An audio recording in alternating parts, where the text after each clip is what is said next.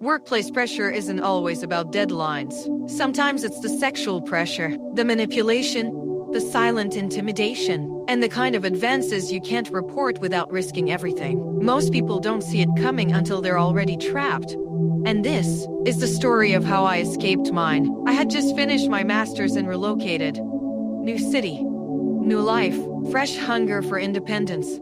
It felt like I had a blank page in front of me and the courage to write whatever story I wanted. Barely weeks after settling in, my mentor Madame L called me. Her voice was distant but confident. "I have a job for you." I wasn't actively searching, so hearing that felt divine. She connected me to a major restaurant in the city. They needed a social media strategist. High level, serious role.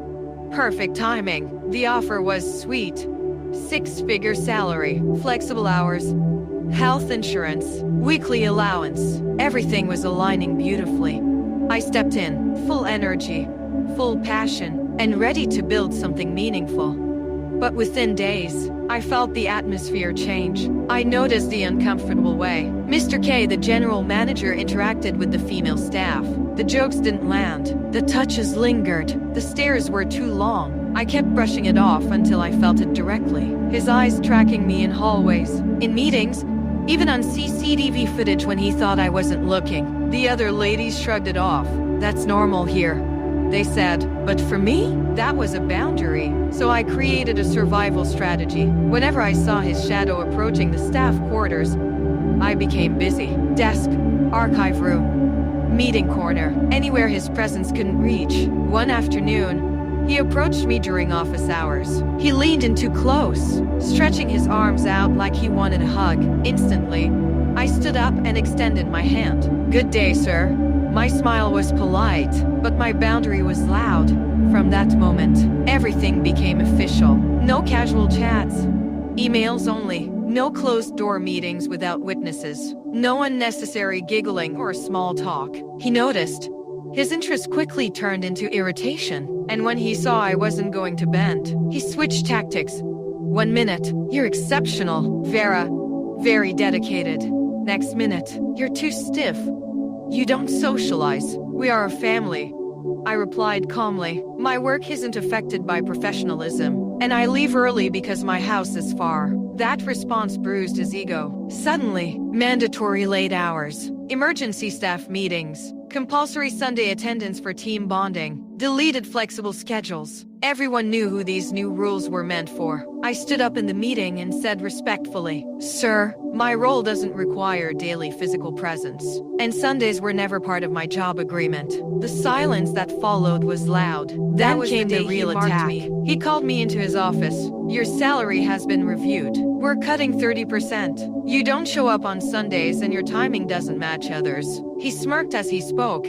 Montage of punishment followed. Extra work, more pressure, more rules, more attempts to frustrate me into compliance. It was obvious he wasn't punishing performance. He was punishing boundaries, but the real trap came later. One evening, he called me to discuss budget adjustments. The office was almost empty. The moment I stepped inside, he locked the door. His expression changed instantly. He moved towards me, trying to grab my arm. And right there, a loud alarm went off in my spirit. A spiritual warning. I stepped back and said firmly, "Mr. K, this is inappropriate. Open the door now." He sneered, "You will regret crossing me." That same night, my mother called. Her voice was serious. "Don't eat anything from that office this week. I saw a setup, something meant to weaken you." I didn't sleep. I prayed, and the instruction came clearly, "Leave." The next morning, he summoned me, slamming the desk, shouting about a final warning. "I wasn't moved, sir. My values are non-negotiable, and I will not operate outside the terms of my signed agreement." His eyes darkened. "You'll regret this." Days later, I saw a younger colleague, Sana, crying. He had harassed her too, threatened her job. Another woman from accounting walked out of his office crying painfully. That's when I understood. I wasn't fighting a person. I was fighting a destructive spirit. And my boundaries had protected me from what broke others. That night, I typed my resignation letter. Simple but powerful. Personal safety and non-negotiable values. I sent it. Walked out. And as the building closed behind me, Peace washed over me like a wave. I was free. Not long after, I got a referral for another role. Perfect fit. Better environment. Respectful management. The interviewer smiled after reviewing my work.